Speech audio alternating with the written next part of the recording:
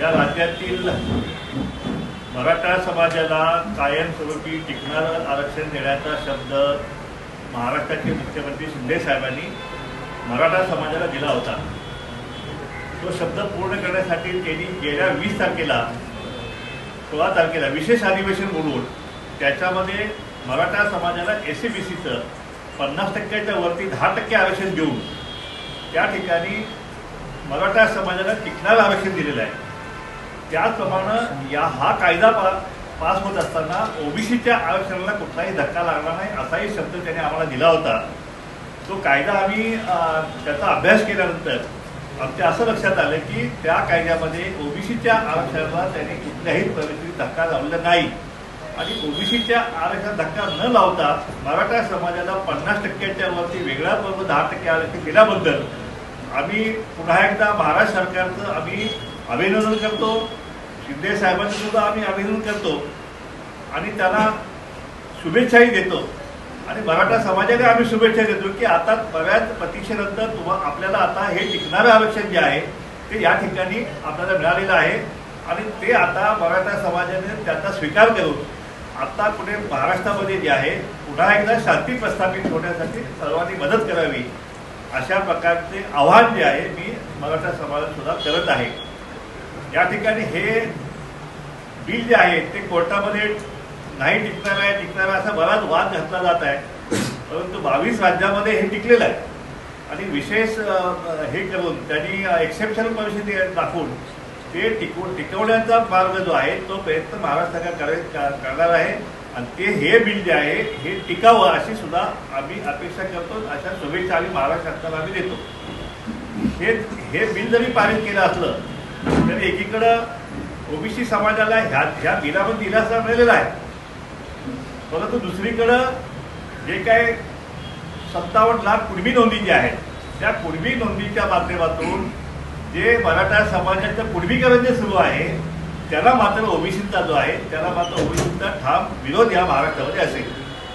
त्याचप्रमाणे आता जरांगे साहेबांच्या माध्यमातून पुन्हा एकदा आंदोलन जे आहे आंदोलन उपोषण जे आहे ते सुरू करण्यात आलेलं आहे आणि साधारणतः आज काहीतरी रास्ता रोको आंदोलनही त्यांनी आज सुरू केलेलं आहे। त्याला किती प्रतिसाद मिळाला काय मिळाला याच्यात जात नाही आहे काय, परंतु ह्या आंदोलन आता आणखीन आंदोलन दिवशी अजून काहीतरी उद्या बैठक घेऊन उद्या आणखीन काहीतरी ठरवणार आहेत, परंतु ह्या आंदोलनाला दडपणाखाली येऊन जर सरकारने हा सगळे सोयीचा जो अध्यादेश आहे तो जर तुम्ही पारित केला किंवा काढला तर मग मात्र या महाराष्ट्रातला OBC पेटून उठल्याशिवाय राहणार नाही आणि याची मोठी किंमत जी आहे ती या राज्य सरकारला येणाऱ्या निवडणुकीमध्ये OBC आणि भटकमुक्त समाजाकडून आणि दलित समाजाकडून बसल्याशिवाय राहणार नाही। हा अध्यादेश काय फक्त OBC साठी नाही आहे, हा अध्यादेश भटकेमुक्त असेल, शेड्यूल कास्ट असेल, शेड्यूल ट्राईब असेल, या सगळ्यासाठी SBC असेल, या सगळ्या समाजाच्या आरक्षणावरती परिणाम करणारा हा अध्यादेश आहे।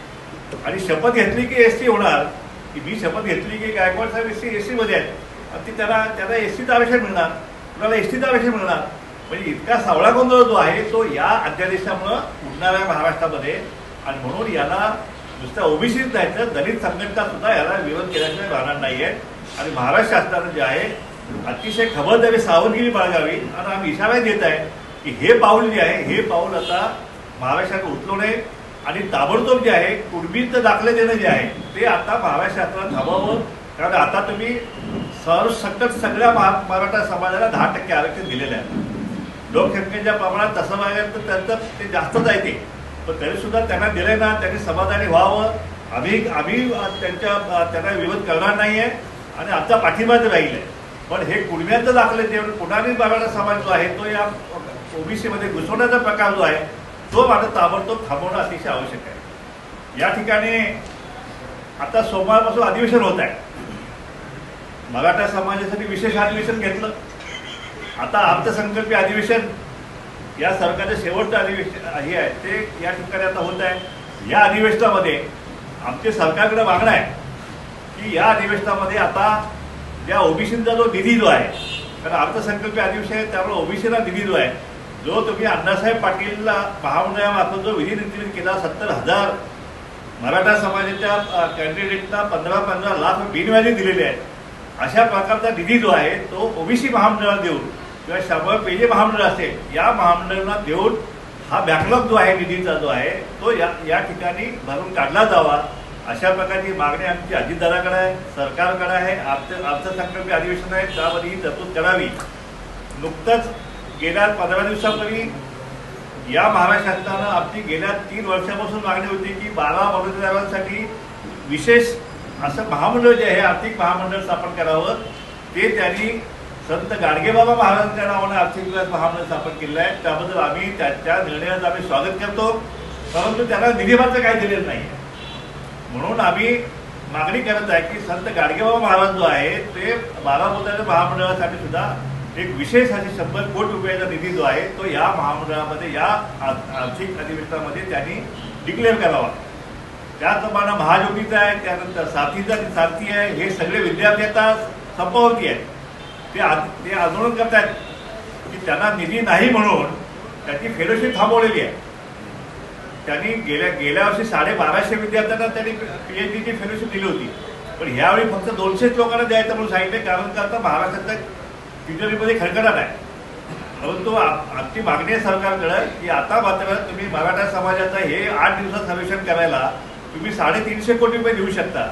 मग ह्या मागासवर्गीय विद्यार्थ्यांच्या हितासाठी जर काही निधी दिलं तर काय बिघडलं. म्हणून आमची मागणी आहे की हा आता विद्यार्थ्यांचे प्रश्न आता कुठलेही आपण आता प्रलंबित न ठेवता जे कोणी ओबीसीचे असतील किंवा सारथीच्या माध्यमातून मराठा समाज असतील किंवा आणखीन असतील ह्या विद्यार्थ्यांचे सगळे प्रश्न त्यांनी आता संपवावे. जो काय निधी तुम्ही सारथीला दिला आहे तो निधी तुम्ही महाज्योतीला द्यावा. जो तुम्ही हॉस्टेल महाज्योतीला सारथीला दिलेले आहेत मराठा समाजात ते हॉस्टेल जे आहेत ते आता ओबीसीसाठी जे आहे ते हॉस्टेलकडे देण्यात यावे. त्यासाठी निधी जो आहे तो संपूर्ण निधी त्या ठिकाणी देण्यात यावा. त्याप्रमाणे जो काही आमचा नोकऱ्यांचा जो अनुशेष आहे जो जवळपास 1,60,000 नोकऱ्यांचा अनुशेष आहे. त्यामध्ये ओबीसी आले, भटकमुक्त आले, दलित आले. त्याच्यामध्ये 1,60,000 नोकऱ्यांचा अनुशेष जो आहे तो भरण्याचा निर्णय सुद्धा जो आहे तो आता या अधिवेशनामध्ये करावा अशी मागणी मी सगळ्या सरकारकडे आणि सगळ्या आमदारांच्याकडे करत आहे. त्याप्रमाणे जातनिहाय जनगणना जी आहे जातनिहाय जनगणनेसाठी लागणारा 500 कोटीचा निधी किंवा 600 लागतील. तो निधी जो आहे तो निधी आता ह्या अधिवेशनामध्ये आपण तरतूद करावी आणि ताबडतोब आता हा जातनिहाय जनगणनाचा जो आहे ती जातनिहाय जनगणना आता हे एवढ्या मोठ्या मराठा समाजाचं आपण 8 दिवसात सर्वेक्षण केलेलं आहे. तर संपूर्ण महाराष्ट्रात जातनिहाय जनगणना करायला जास्तीत जास्त 1 महिनाभर लागेल. तर 1 महिन्यामध्ये आतमध्ये हा सर्वेक्षण पूर्ण करून जातनिहाय जनगणना करावी आणि त्याची आकडेवारी स्पष्टीकरण करावी जसं बिहारने केलेलं आहे, बाकी राज्यांनी सुद्धा केलेलं आहे. महाराष्ट्र शासनाच्या विधानसभेमध्ये असा ठराव 1 मतदान ठराव पारित झालेला आहे. परंतु त्याचा निर्णय मात्र सरकारने झालेला आहे. आमची मागणी आहे सरकारकडे की या अधिवेशनामध्ये तो निधी आपण द्यावा आणि जातनिहाय जनगणनेचा निर्णय सुद्धा जो आहे या अधिवेशनामध्ये त्यांनी पारित करून घ्यावा. त्याचप्रमाणे धनगर समाजाच्या ज्या योजना आहेत त्या योजना ज्या आहेत त्या सुद्धा निधी अभावी सगळ्या धुळकात पडलेल्या आहेत. 16 PR काढले पण निधी नाही आहे. म्हणून या अधिवेशनामध्ये धनगर समाजाचा निधी जो आहे तो सुद्धा निधी या अधिवेशनामध्ये त्यांनी द्यावा अशी मागणी आपल्या आजच्या प्रेसच्या माध्यमातून आम्ही सरकारकडे करत आहे. त्याचप्रमाणे या ठिकाणी जे आंदोलनं आता जे होत आहेत त्या आंदोलनामुळे जे कायदा सुव्यवस्था निर्माण होणार आहे त्याची जबाबदारी सरकारने घ्यावी लागेल. कारण या ठिकाणी ओबीसी सुद्धा जो आहे ओबीसी सुद्धा आता आंदोलनाच्या पवित्र्यामध्ये आहे. आणि जर हा अध्यादेश निघाला सगळे सोयरे आणि गणगोत आणि शपथपत्राचा तर मात्र महाराष्ट्रात ओबीसीला सुद्धा एक प्रचंड मोठं आंदोलन करावं लागेल. आमची मुळी इच्छा नाही आहे. म्हणून हे जे सगळे सोयरे आणि गणगोताचा जो GR जो आहे तो ताबडतोब त्यांनी त्या बाबतीत सगळं थांबव. कारण 6.5 लाख हरकती ज्या आहेत त्या सरकारचा अधिकृत आकडा आहे. बाकी आणखीन बऱ्याचशा आम्ही हरकती गेलेल्या आहेत. जवळपास 10 लाखाच्या आसपास ज्या आहेत त्या हरकती सरकारकडे आलेल्या आहेत. आणि 10 लाख हरकतीकडून आम्ही ह्या सगळे सोयीच्या GRला आम्ही विरोध केलेला आहे. आणि म्हणून सरकारनं असं कुठलंही पाऊल रात्री बेरात्री GR काढायचं धारिष्ट्य जे आहे ते या ठिकाणी करू नये अशा प्रकारची मागणी सरकारकडे आम्ही करत आहे. त्याचप्रमाणे आता लोकसभा सगळं बिघड वाजलेलं आहे. सगळ्या पक्षांच्या जागा आहे ते सगळं सुरू आहे. आमचाही पक्ष जो आहे तो ओबीसी आणि भटक्यामुक्त जे आहे त्यांच्यासाठी हा पक्ष आम्ही निर्माण केलेला आहे की या ओबीसी आणि भटक्यामुक्त कार्यकर्त्यांना जो आहे आता इथून पुढं कुठल्या पक्षाच्या दारात तिकिटासाठी जावं लागणार नाही आहे.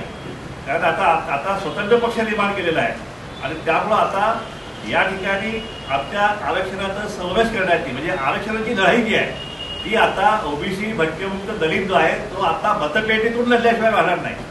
कारण इतक्या मोठ्या मराठा समाजाचं जे आंदोलन झालं तितकं उग्र आंदोलन आम्ही करू शकलो नाही आणि आम्हाला करायचं नव्हतं. परंतु आता हे जे ओबीसीच्या आरक्षणाचा जो काही सत्यानाश झालेला आपण पाहिला गेल्या 3-4 महिन्यामध्ये ते आता संरक्षण जे आहे ते संरक्षण करण्याची आता मानसिकता जी आहे ती ओबीसीमध्ये सगळं झालेलं आहे. आणि म्हणून आता आमचंच मत आमचाच नेता आणि आमचंच सरकार आमचाच पक्ष या भावनेमध्ये जे आहे आता ओबीसी आणि हे दलित भटकेमुक्त जे आहेत त्या भावनेमध्ये आलेले आहेत. या निवडणुकीमध्ये आरक्षणवाद्यांनाच मतदान करायचं अशा प्रकारचा निर्णय जो आहे तो सगळा आमच्या महाएल्गार मेळाव्यातून सगळं झालेला आहे.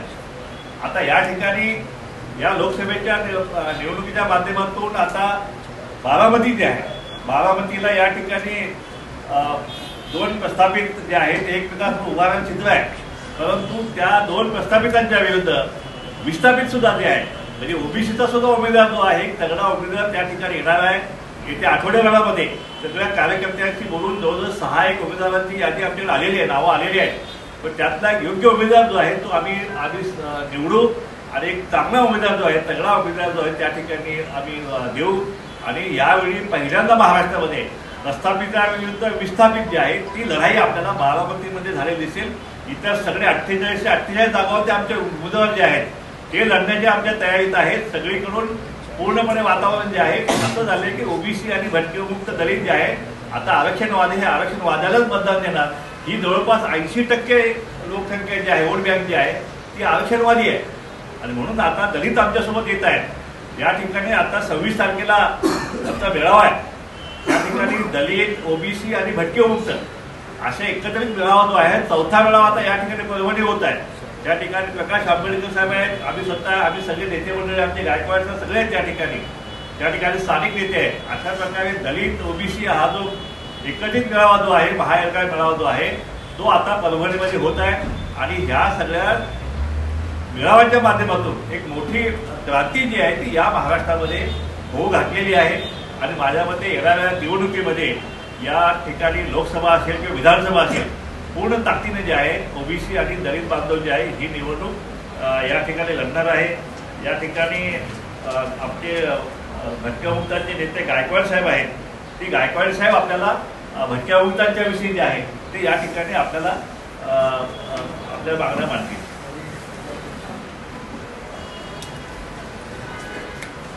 आमचे ओबीसीचे नेते प्रकाश अण्णा शिंदे आणि सर्व पत्रकार बंधू, खरं तर अण्णांनी या बाबतीत जवळपास सर्व विश्लेषण केलेलं आहे आमच्या ओबीसीच्या एकंदर चळवळीचं. पण मी या निमित्तानं सांगत आहे की विमुक्त भटक्यांचा आम्ही शिष्टमंडळ प्रकाश अण्णा पावकर तांडेल आम्ही सर्वच होतो तेव्हा अर्थमंत्र्यांनी आम्हाला शब्द दिलाय की यावेळेस त्यांनी जेव्हा आता अधिवेशन भरेल तेव्हा त्या अधिवेशनामध्ये विमुक्त भटक्यांच्या लोकांसाठी स्वतंत्र बजेट आम्ही भरीव असं स्थापन करू असा शब्द दिलेला आहे. तेव्हा आता अपेक्षा आहे महाराष्ट्र शासनाकडनं की त्यांनी जे गावकुसाबाहेर पाला वस्तीवर राहतात ज्यांना अजूनही गावगाड्यामध्ये नागरिकत्व नाही त्यामुळे त्यांना कुठल्या सवलती मिळत नाहीत अशा लोकांचे पुनर्वसन केले पाहिजेत. कोणीही बेघर महाराष्ट्रामध्ये भटक्याविमुक्ताचा माणूस राहता कामा नये अशी सुविधा महाराष्ट्रामध्ये शासनाने करावी. त्यांच्यासाठी भरीव अशी तरतूद करावी. एवढंच नाही तर भटक्याविमुक्तांच्या टक्केवारीप्रमाणे संपूर्ण बजेट महाराष्ट्राचं त्या दृष्टीनं केलं पाहिजे तर आमचा भटक्याविमुक्ताचा विकास होणार आहे. आणि आशा करतो की आता महाराष्ट्र शासन चांगलं पाऊल उचलत आहे. मराठ्यांचा प्रश्न सुटला. खरं तर आता मराठा समाजाला गरीब मराठ्यांना आम्ही आव्हान करतो की तुम्ही सुद्धा आता ओबीसीच्या खांद्याला खांदा लावून आमच्या बरोबर या, उगी आंदोलन तुम्ही करू नका. कारण आता मराठ्यांना स्वतंत्र आरक्षण दिलंय आणि टिकणार आरक्षण आहे. कारण सरकार एवढं येणं नाही, न टिकणार कशाला देईल.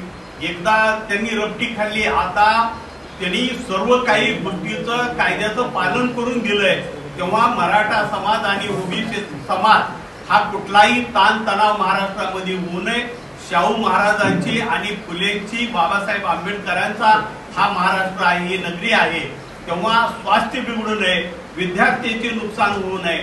मराठा समाजाला आता स्वतंत्र आरक्षण मिळाल्यामुळं आता हट्ट करणे, ओबीसी मध्ये जाणे म्हणजे मराठ्यांना सुद्धा तिथे विनाकारण त्रास देणे आणि त्यांना मारून घालणे आहे. खरं तर एवढे 400 जातीच्या लोकांना हे आरक्षण आहे ओबीसीचं, त्याच्यामध्ये मराठा आला तर एकदा क्षत्रिय मराठा हा कुणबी झाला तर तिची जात बदलली आणि एकदा जात बदलली की त्यांना पुन्हा बाहेरचे दरवाजे बंद.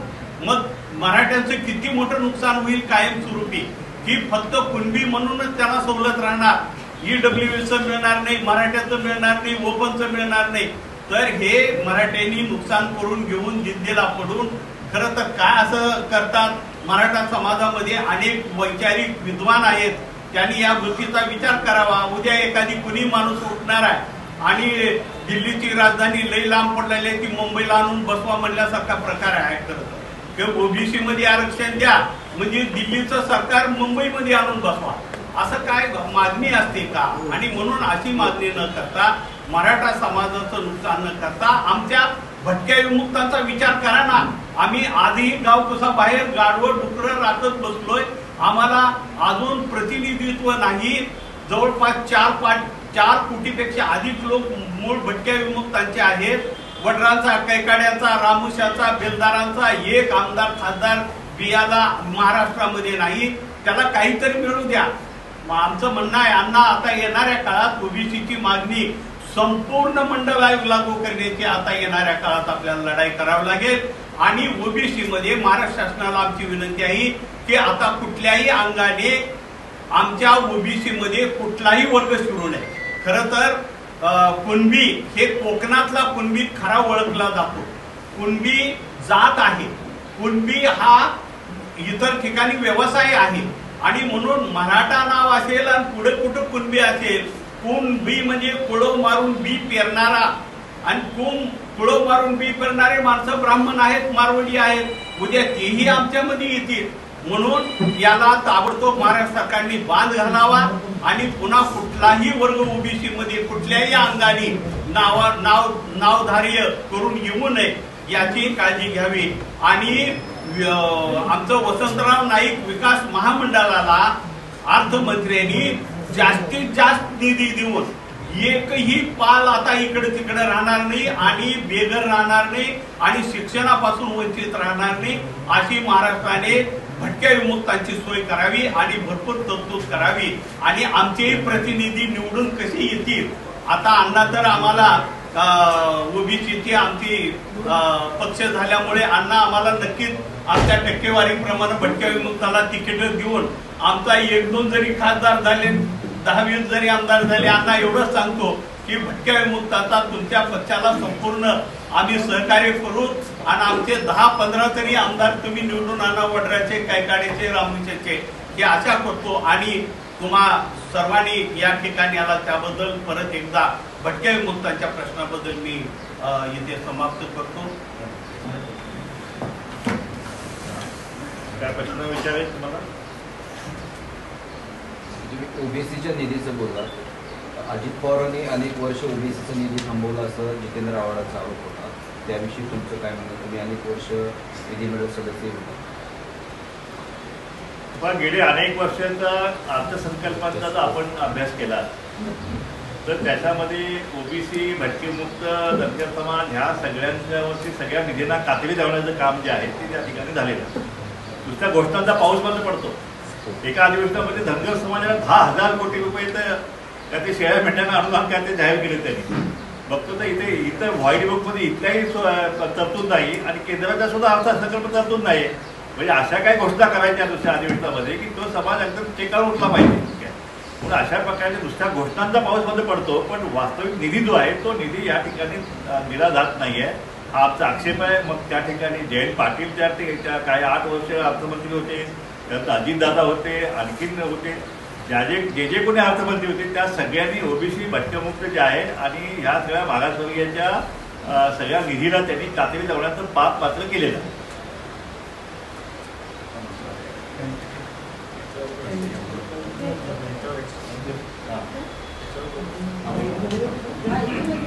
या प्रश्नाबाबतच मी थोडं सांगतो, कारण मी स्वतः चार्टर्ड अकाउंटंट आहे, अर्थतज्ञ म्हणून मला स्वतः तिकडे सह्याद्री वाहिनीतर्फे बजेटच्या दिवशी आमचं ते हे असायचं, सह्याद्री वाहिनीतर्फे कार्यक्रम विधिमंडळाच्या प्रांगणातच. तेव्हा मी अर्थमंत्र्यांना एक नाव घेत नाही, त्यांना मी म्हणालो की ज्या प्रकारे SC आणि ST ला तुम्ही बजेटमध्ये प्रोव्हिजन करता त्याच प्रकारे ओबीसी तुम्ही प्रोव्हिजन केली पाहिजे. तेव्हा अर्थमंत्र्यांचं उत्तर चमत्कारिक होतं.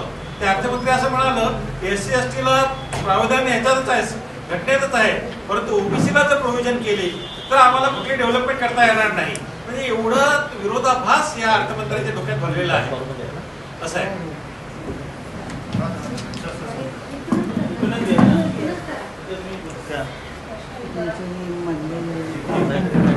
मराठ्यांना म्हणजे तुम्ही सगळ्यांनी शिकवण्याचा जितका प्रयत्न करताय, ओबीसीना काय शिकवतो? ओबीसी जेवढे प्रस्थापित नेते किंवा लोक आहेत यांनी जर आपला अधिकार सोडला तर ऑटोमॅटिक इतरांना मिळत.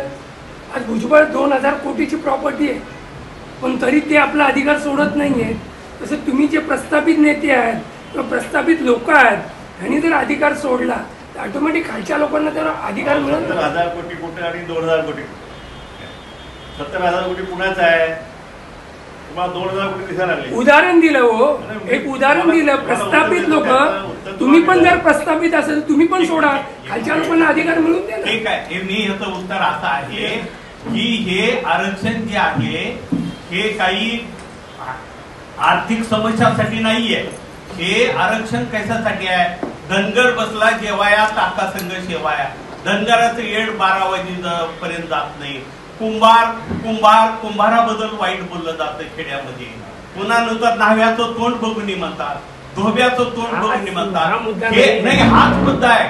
आरक्षण म्हणजे केवळ आरक्षण नाहीये, तिथं किती श्रीमंत आहे यापेक्षा त्याचा अपमान कसा होतो समाजामध्ये. 15% वाढवले कोणी? म्हणून आरक्षण. ओबीसीला 15% अधिक केले कोणी? हे अभ्यास त्याचा पण तुम्ही निषेध करा ना. ओबीसीला एवढ्यासाठी त्याचा निषेध का करत नाही? आता दलितामध्ये SC ST मध्ये मराठी प्रॉपर्टी असलेले लोक आहेत SC ST मध्ये, म्हणजे आपण आरक्षण बंद करणार आहोत का? हे असं नाहीये. हे आर्थिक निकषासाठी नाहीये. हे अपमानित केलेले जे शूद्र गट आहेत आपल्या, कसं हिंदू धर्मामध्ये ब्राह्मण, क्षत्रिय, वैश्य, शूद्र आणि अतिशूद्र वर्ग आहे. म्हणून आमचा काय विरोध आहे? आम्ही शूद्र लोक आहोत गावगाड्यामध्ये. तर शूद्रासाठी तो श्रीमंत आहे का गरीब आहे प्रश्न नाही, तर तो अपमानित आहे आणि तो शूद्र आहे म्हणून आरक्षण आहे. आणि या गोष्टीचा तुम्ही विचार करायचा. आणि मराठ्याला आमचा विरोध नाही, गरीबाला मिळालं पाहिजे या मताचे आहोत. अण्णा, आम्ही भुजबळ सर्वच लोक सांगतात आणि अभिनंदन करतोय. आम्ही त्यांच्या ताटातलं घेत नाही. फक्त जसं शिवाजी महाराजांनी एखाद्या शेतामध्ये जाऊ नका, गरीबाच्या गेटाला हात लावू नका, कोणाला शेतामध्ये जनावर खातील असं काही करू नका. आता शिवाजी महाराजांचं नाव घेऊन आता आमच्या घरामध्ये घुसायचं कार्यक्रम केला तर कसं चालायचं काय? तुम्हाला 15% ज्या काळात दिले गेले त्याचा पण तुम्ही निषेध करा. आम्ही शिवाजी महाराजांचे मावळे आहोत. आम्ही शिवाजी महाराजांचे मावळे आहोत. मराठ्यांवर अन्याय झाला ना. मावळे आहोत. मराठ्यांच्या ताटातलं घेतलं ना. क्षत्रिय नाही, क्षत्रियाचा हा वर्ग वेगळा आहे. क्षत्रिय एकदम शूद्रामध्ये येऊ शकत नाहीत, लक्षात ठेवा. मग तुम्हाला सर्वच बदला. आमचं म्हणणं मग तुम्ही धर्म बदला, जाती बदला, अफिडेव्हिट करा, सर्व करा आणि मराठा जात सोडून द्या. तुम्ही मागासवर्गीयात या, असं काहीतरी नवं काहीतरी प्रोव्हिजन करा तर मग ती चालेल. सर, आज नेमकी तुमची मागणी काय ती थोडक्यात सांगा. आजची पत्रकार परिषद घेऊन तुम्ही सरकारचं एकीकडे अभिनंदन पण केलंय, दुसरीकडे तुम्ही म्हणला आहे की जे प्रमाणपत्र दिली जाते ती पण थांबवा. काय तुमचं म्हणणं आहे थोडक्यात सांगा. सरकारने गेल्या 1 दिवसाच्या विशेष अधिवेशनामध्ये सरकारला टिकणारं आरक्षण मराठा समाजाला दिलेलं आहे, कायदा पारित केलेला आहे. आणि 50% वरचं दिलेलं आहे आणि ओबीसीला धक्का पण लावलेला नाही त्या कायद्यामध्ये. म्हणून आम्ही सरकारचं अभिनंदन केलेलं आहे. आम्ही जरी सरकारचं अभिनंदन केलं, मुख्यमंत्र्यांना आम्ही आभार मानलं, त्यांचं अभिनंदन केलं, पण दुसरीकडे मराठा समाजाचं मात्र आंदोलन त्यांचं सुरूच ठेवलेलं आहे. त्यांची मागणी काय तर ते कुटुंबाचे दाखले तर द्याच द्या सत्तावरला, पण त्याच्यासोबत सगळे सोयीचा जो काय अध्यादेश आहे ज्याच्यावरती हरकती मागवल्या होत्या तो अध्यादेश सुद्धा जो आहे तर त्यांना तो अध्यादेश ताबडतोब पाहिजे. जो पण अध्यादेश निघत नाहीये तो पण आंदोलन आणखी तीव्र करण्याची जी भाषा जी आहे ती मराठा समाज नेते करत आहे. आता एकीकडे टिकणारं आरक्षण दिलं असं सगळे म्हणतात, मराठा समाज तज्ज्ञ म्हणतात, मराठा नेते म्हणतायत, सरकार म्हणताय, आम्ही पण म्हणतोय. आता आम्ही पाठिंबा दिला आहे की आता तुम्हाला 10% सरसकट सगळ्या मराठा आरक्षण मिळालेलं आहे. मग तुम्ही आता हे ओबीसी कुणब्यांचे दाखले घेऊन बॅकडोर एंट्री तुमची चालवली आहे ते तुम्ही थांबवा. आणि जर या आंदोलनाच्या दडपणाखाली येऊन सरकारनं जर काय असं पाऊल उचललं आणि हा अध्यादेश काढायची जर हिंमत दाखवली किंवा हे केली तर मग मात्र महाराष्ट्रातला ओबीसी समाज जो पेटून उठेल आणि कुठल्याही परिस्थितीत या सरकारच्या विरोधात जे आहे त्या येत्या निवडणुकीमध्ये ह्याला फार मोठी किंमत जी आहे ते सरकारला चुकवावं लागेल. कारण ओबीसी आणि आता दलित सगळे एकत्र आलेले आहेत, मुस्लिम पण एकत्र यायच्या प्रतीक्षेत आहे. थोडक्यात असं म्हणणं येतं की आतापर्यंत शासनानं जे जे काही पावलं उचललेली आहे ती बहुतेक पावलं ही मराठा समाजाच्या आंदोलनाला भिवून घाबरून उचललेली आहे. हो नक्कीच, कारण जो कुणबीकरण जे चालू आहे 57 लाख कुणबी नोंदी शोधायचं काम त्या शिंदे कमिटीनं दिलं आणि सुरुवातीला विषय निजामाचा होता, आता पूर्ण सगळं महाराष्ट्रात आलेलं आहे. आणि हे कुणबी दाखले परत सगळेच म्हणजे गणक आणि हे घेऊन 57 लाख प्लस आहे, प्रत्येकावर 5-5 धरले तरी 3 कोटी मराठा समाज जो आहे तो ओबीसी मध्ये घालायचा जो आहे ही त्यांची मागणी जी आहे त्यांनी मागणी तर सोडावी. आणि त्याचाच ओबीसीचा विरोध त्याच मागणीला आहे की 10% तुम्ही दिले ह्याला आम्ही विरोध केला का, कोणीच विरोध केलेला नाही. पण हे कुणबीकरण मात्र त्याला मात्र आमचा विरोध कायम राहील. आणि म्हणून हे जो अध्यादेश जो आहे तो सगळे स्वतःचा अध्यादेश सरकारनं मुळीच काढू नये आपल्या बाजू आम्ही इशारा देत आहोत. जर असा काय अध्यादेश काढला तर मात्र ओबीसी पेटून उठल्याशिवाय राहणार नाही. जरांगे पाटलांनी आंदोलन अजून सुरूच ठेवलेलं आहे. आज रास्ता रोको केला गेलाय महाराष्ट्रात काही ठिकाणी आणि इथूनही पुढे ते आंदोलन तीव्र करायचं म्हणतात जोपर्यंत सगळे सोयरे शब्द टाकत नाही. कुठेतरी सरकारवर दबाव आणला जातो आहे किंवा जरांगे पाटील ही सगळ्यांनाच म्हणजे सरकार असेल, अधिकारी असेल, समाज असेल सगळ्यांनाच मिठीच धरतायत असं वाटतंय का? नक्कीच आमचा विषय जो आहे की मराठा समाजाच्या कुठल्याही नेत्याने ओबीसी मधली मागणी जे करू नये. कारण हा गरीब 450 गरीब समाजांचा हा वर्ग आहे. गाव कुसावर पालावर राहणारी मुलं ही आहे आणि पोटासाठी वनवन फिरणाऱ्या जमाती जी आहे आणि त्यांचं आरक्षण एक प्रस्थापित समाज जो आहे तो धनदानगा आहे, सत्ताधारी समाज आहे, तो जर सगळी आर्थिक सत्ता त्यांच्या हातामध्ये आहे असा समाज जर याच्यामध्ये आला तर मात्र ह्या गरीब समाजाचं जे आहे आरक्षणाचं 3 तेरा वाहतील. आणि म्हणून याविषयी आम्ही ठाम आहोत. कुठल्याही परिस्थितीत मराठा समाजाला 10% आरक्षण आम्हाला मान्य आहे, पण ओबीसीचं आरक्षण जे आहे ते आम्हाला मान्य नाही. या आरक्षणानंतर जरांगे पाटील यांच्या काही सहकाऱ्यांनी त्यांच्याबद्दल पत्रकार परिषदा घेऊन त्यांच्या धोरणाबद्दल किंवा त्यांच्या वागणुकीबद्दल अनेक आक्षेप घेतलेले आहेत आणि त्यापैकीच एक असलेले बारस्कर यांच्यावर काल हल्ला करण्याचा अपयशी प्रयत्न केला गेला अशी माहिती मिळते. त्यांच्यावर FIR सुद्धा जे संशयित त्यांच्यावर FIR सुद्धा दाखल केला गेला आहे. हे आंदोलन भरकटतंय किंवा त्याला वेगळीच दिशा लागतंय असं वाटतंय? हे पण असं आहे की हे जे आंदोलन जरांगे साहेबांच्या माध्यमातून जे झालं त्याच्यामध्ये नवीन त्यांची कोर कमिटी होती, त्यांची काही खास माणसे होती, परंतु आता त्यांच्यामध्ये जो आहे त्याच्यामध्ये फूट पडलेली साधारणतः आता दिसून येत आहे. अनेक जण त्या आंदोलनाच्या विरुद्ध जे आहेत आता बोलायला लागलेले आहेत. त्यामुळं हा जो विषय आहे तो मराठा समाजाच्या त्याचा अंतर्गत विषय आहे आणि त्याच्यामध्ये आम्ही काही जास्त काही आम्ही हे करू शकत नाही. आमचं एवढंच म्हणणं आहे की आता हे सगळं आंदोलन जे आहे आता थांबवावं, हे आरोप प्रत्यारोप थांबवावं. महाराष्ट्रातला जो जातीय सलोख हा जो गेल्या म्हणजे शिवाजी महाराजांच्या काळापासून जातीय सलोखा जो आहे तो त्या ठिकाणी कायमस्वरूपी नांदावा. ओबीसी मराठा जो आहे तो गावागावामध्ये एकत्रितपणे सुखानं नांदावा ही आमची भावना आहे. आणि त्यासाठी सगळे आंदोलन थांबवून आता 10% आरक्षण मराठा साहेबांना आलेलं आहे ते घेऊन त्याने हा विषय आता संपवावा. एबीपी माझा, उघडा डोळे बघा नीट.